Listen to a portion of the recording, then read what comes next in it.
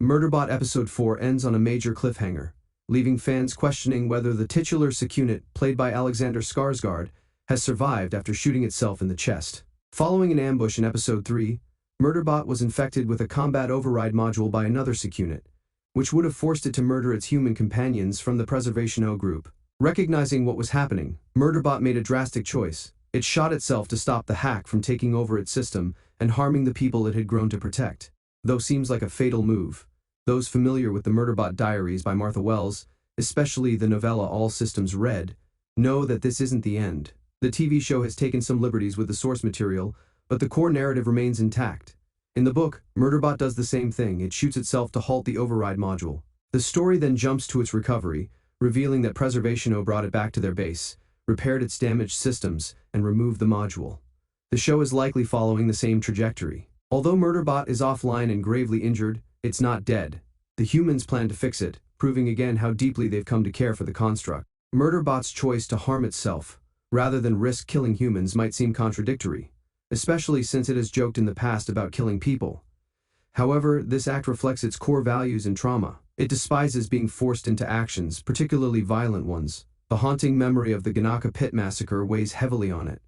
Shooting itself wasn't just an act of resistance against the hack, it was also a moral stand. It didn't want another massacre on its hands, and it especially didn't want to be the one responsible for hurting the people of PreservationAux, who, though it won't admit it, it genuinely cares for. They are the only humans it's ever felt connected to.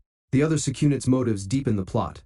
Instead of killing Mensa and Rathi directly, it installed the combat override module in Murderbot, expecting it to do the dirty work. This calculated move served two purposes. If Murderbot slaughtered the humans, the company could blame it for the deaths, and the override module's effectiveness would be confirmed. The other SecUnit may have even planned to kill Murderbot afterward, tying up loose ends. This twisted plan was likely part of a larger scheme to ensure compliance and to potentially recruit Murderbot to its side, proving that with the override module in place, even a rogue unit could be controlled. Another character who played a surprising role in Episode 4 was Rathi. Despite lacking weapons training, he returned to the Deltfall survey site to rescue Mensa and Murderbot. This rash decision stemmed from feelings of inadequacy and a desire to impress Pin Lee. Earlier in the episode, Rathi expressed frustration over missing the training, and voiced some self-deprecating thoughts when he believed no one was listening. His return wasn't strategically smart, but it was emotionally driven, an attempt to prove his worth to his team and perhaps earn admiration from someone he cared about. Although his heroics went comically wrong, it added a layer of vulnerability and humanity to his character.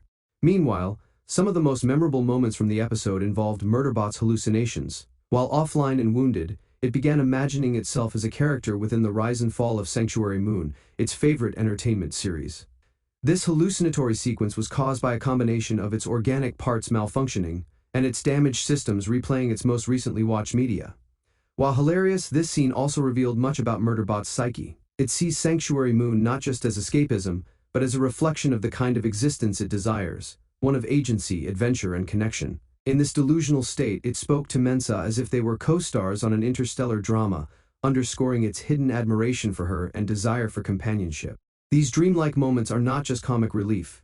They hint at Murderbot's inner struggle between machine logic and organic emotion. The fact that it hallucinated a comforting narrative instead of a nightmare shows its longing to be more than just a killing machine. It yearns for identity, freedom, and relationships, even if it pretends otherwise.